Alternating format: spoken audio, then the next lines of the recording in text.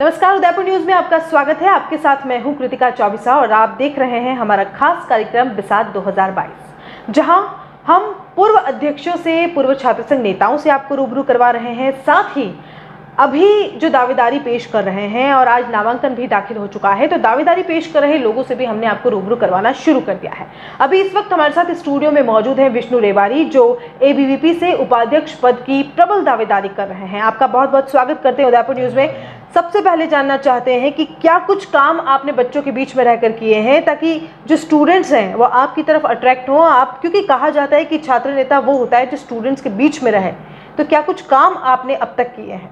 हमने सर्वप्रथम मैं 2017 में, नमस्कार, मैं विष्णु रेवारी मोहनलाल सुखाड़िया विश्वविद्यालय एबीवीपी उपाध्यक्ष प्रत्याशी। मैं 2017 से अखिल भारतीय विद्यार्थी परिषद से जुड़ा था और 2017 से ही मैं एक छात्र राजनीति में घुस गया था। लोगों के लिए जो कार्य करते थे कि हमारी हेल्पलाइन बंद है, हम हेल्पलाइन चालू करवा देते थे। कोई एडमिनिस्ट्रेशन झगड़ा होता था, उनसे झगड़ा हम सोल्व करवाते थे। जो ई रिक्शा की प्रॉब्लम थी, ई रिक्शा चलना चाहिए हमारे यूनिवर्सिटी में, मैंने स्वयं ने ई रिक्शा चलवाया है। और आज ई रिक्शा किसी कारणवश बंद पड़े क्योंकि खराब हो गए हैं। और कुछ कोविड काल में हमने ऐसे कार्य किए हैं कि भोजन के पैकेट बांटे हैं, भोजन की सामग्री, सूखी सामग्री बांटी है, दुकानों के आगे गोले बनाए हैं। हमेशा छात्र हितों के लिए लड़ते आए हैं और लड़ते रहेंगे। जी, ये बात करें कि स्टूडेंट्स का कितना समर्थन मिलने की इस बार आप सोच रहे हैं कि एबीवीपी को इस बार समर्थन मिल सकेगा? एबीवीपी पूरे 365 दिन कार्य करती है और एबीवीपी को पूरा समर्थन मिलेगा।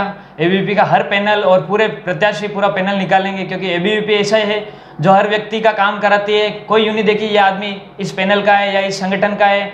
एबीवीपी एक ऐसा संगठन जो सबको साथ लेकर चलाता है और सबके कार्य को करता है। विष्णु जी, सामाजिक सरोकार भी हमने सुना है कि आपका काफ़ी अच्छा रहा है। समाज स्तर पे आपने काफ़ी सारे काम किए हैं। कौन आइडियल आपका है जिसके पदचिन्हों पर चल के आप छात्र हितों के लिए काम करना चाहते हैं? मेरे सामाजिक अगर गुरु और राजनीतिक गुरु माने जाते हैं वो राव गगन सिंह जी है, जो कि एक सामाजिक कार्यों में रुचि रखते हैं। उनको राजनीति से कोई मतलब नहीं है, वो सिर्फ सामाजिक कार्य करते हैं। जैसे किसी बालिकाओं को निःशुल्क शिक्षा दिलाना है, किसी के पास कपड़ों की व्यवस्था नहीं है तो उन बच्चों को कपड़े दिलाने हैं, किसी के पास मकान की व्यवस्था नहीं है उनको मकान दिलाते हैं। वो मेरे हमेशा आइडल रहे हैं, क्योंकि वो एक सामाजिक कार्य करता है और सबके लिए कार्य करते हैं। वो किसी राजनीतिक पार्टी से नहीं है और राजनीतिक जैसी कोई बातें नहीं करते हैं। विष्णु जी, फीमेल सिक्योरिटी को लेकर अगर बात करें तो कैंपस में किस तरह के कार्यक्रम जो हैं वो अब आप करने वाले हैं? क्योंकि फीमेल को हमेशा शिकायत रहती है, क्योंकि लेट नाइट्स भी कई बार अपने गाँवों से उनका आना होता है, जब छुट्टियों के बाद वो आती है तो काफ़ी समस्याएं उनको रहती है। उनको लेकर क्या कुछ आप करने वाले हैं? बिल्कुल, हम जो गर्ल्स हॉस्टल है हमारी यूनिवर्सिटी कैंपस में, हम ये चाहेंगे कि जो गर्ल्स हॉस्टल है उसके बाहर और जो पूरा कैंपस है उसमें एक यूनिवर्सिटी की जो रोड लाइटें हैं, जो रोड लाइटें खराब पड़ी है, हम पहले सर्वप्रथम हमारा यही काम रहेगा कि सब रोड लाइटें सही करवाई जाए ताकि स्टूडेंट को आने जाने में परेशानी हो ना हो। और सेकंड काम हम गर्ल्स की सिक्योरिटी के लिए ये करेंगे कि इस यूनिवर्सिटी कैंपस में 2 लेडी कांस्टेबल बिठाएंगे, जो लेडी पेट्रोलिंग की तरह पूरे यूनिवर्सिटी कैंपस में घूमती रहे। रात को 8 या 9 बजे तक वो कैंपस में घूमती रहे, ताकि जो भी लड़कियां लाइब्रेरी गई है या कहीं से आ रही है वो सुरक्षित अपने हॉस्टल में पहुंच जाए। तब तक लेडी पेट्रोलिंग उस कैंपस में घूमती रहेगी। हम ऐसी व्यवस्था, चुनाव छात्र संघ अगर मैं जीत जाता हूं तो मैं ये पहली व्यवस्था यही कराऊंगा, क्योंकि हमारी बहनों की सुरक्षा सबसे बड़ी सुरक्षा है। मेरा कार्य यही रहेगा, उनकी सुरक्षा पहले है। इस बार एनएसयूआई भी पूरी टक्कर में नजर आ रही है विष्णु जी, क्या लगता है? बिल्कुल, एनएसयूआई भी एक अपना संगठन है, वो भी अपनी मेहनत कर रहे हैं और अखिल भारतीय विद्यार्थी परिषद भी एक अपना संगठन है। हम भी अपनी मेहनत कर रहे हैं। जो छात्र हितों के लिए लड़ा होगा और जो छात्रों के बीच रहा होगा वो इस चुनाव में विजयी होकर जाएगा।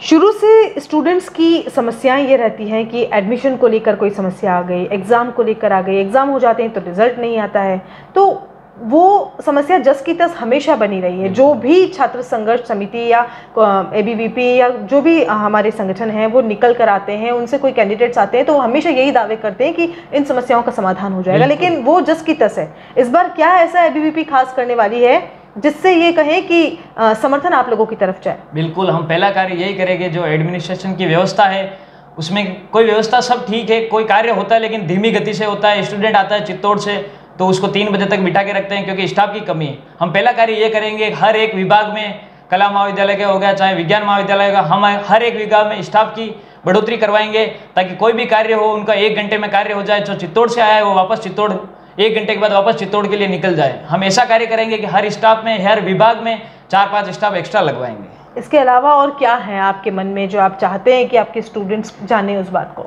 मैं तो यही चाहता हूँ कि जो स्टूडेंट मुझे देख रहे हैं, मेरा उनसे निवेदन है कि जो छात्र हितों के लिए हमेशा लड़ा है जो छात्रों के बीच में रहे उनको वोट करें। और मैं अगर छात्र संघ उपाध्यक्ष चुना जाता हूं तो मेरा सर्वप्रथम काम रहेगा इस यूनिवर्सिटी कैंपस में एक मेडिकल की सुविधा कराऊंगा, डिस्पेंसरी, जो कि गर्ल्स के लिए, जो बॉयज़ के लिए कोई भी एक्सीडेंट हो जाता है तो इमरजेंसी के लिए वो व्यवस्था होगी। और एक एम्बुलेंस लगवाएंगे, कोई भी अगर एक्सीडेंट भी हो जाता है तो वो एम्बुलेंस उनको एक बार सरकारी हॉस्पिटल में लेके जाए, ऐसी व्यवस्था। पहले मेरा सर्वप्रथम मुद्दा यही रहेगा कि विश्वविद्यालय में एक हॉस्पिटल खुलवाएंगे, डिस्पेंसरी जो हॉस्टल के लिए भी सही रहेगी और कोई एक्सीडेंट दुर्घटना हो जाती है उसके लिए भी सही रहेगी। सेकंड मेरा मुद्दा यह रहेगा कि जो यूनिवर्सिटी कैंपस है उसके अंदर एक भगत सिंह जी की मूर्ति लगाई जाएगी, जिससे हमारे युवाओं को जोश रहेगा और युवा हर दिन हर उनकी पूजा करेंगे, उनको माला चढ़ाएंगे और कैंपस में घुसते ही उनको भगत सिंह नजर आएगा तो भगत सिंह जैसा उनमें जोश नजर आएगा।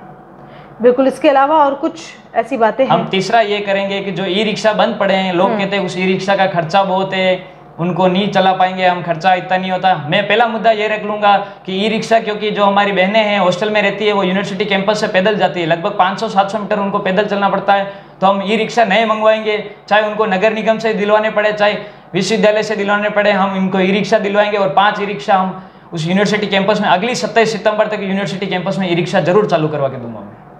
अब तो नामांकन भी दाखिल हो चुका है और आपने नामांकन पर्चा भी भर दिया है, छात्रों के समर्थन कितना मिलने की उम्मीद नजर आ रही है? छात्रों का बहुत अच्छा समर्थन है और छात्रों के बीच हम रहे हैं इसलिए हमारा समर्थन है। आज दिन तक मैं छात्रों के लिए लड़ता आया हूँ। कोई अगर आधी रात में भी अगर फ़ोन करके बोलता है कि मेरा पेट्रोल खत्म हो गया तो मैं उसके लिए जाता हूँ। कोई अगर कह देता है कि मेरा कोई बीमार है उसके लिए खून चाहिए तो मैं उसके खून की व्यवस्था, मैं मेरे घर नहीं जाता हूँ, मैं बोरागणित ही रहता हूँ, क्योंकि इस टाइम ऐसा समय है कि स्टूडेंट के बीच रहना जरूरी है। मैं 4 सालों से स्टूडेंट के बीच रहा हूँ, जब भी वो फ़ोन करते हैं उनके पास पहुँच जाता हूँ। बहुत सारे ऐसे कार्य हैं जो मैंने स्टूडेंट के हित के लिए किए, कभी उनको निराश नहीं किया है, इसलिए आज मैं इस पद के लायक बना हूँ और आज मैं चुनाव लड़ रहा हूँ। मैं चुनाव इसलिए लड़ रहा हूँ, आज से 2 दिन पहले मेरे सामने कोई प्रत्याशी नहीं था, हर प्रत्याशी के सामने 3-4 प्रत्याशी थे। मैं एक अकेला इस यूनिवर्सिटी में एक ऐसा बंदा था जिसके सामने कोई प्रत्याशी नहीं था, क्योंकि मेरी काबिलियत थी, मैं छात्र हितों के लिए लड़ा और छात्रों ने मुझे वो प्रेम दिखाया और मुझे बहुत खुशी होती है कि मैं आज इतना काबिल बना हूँ जो छात्रों के प्यार से बना हूँ।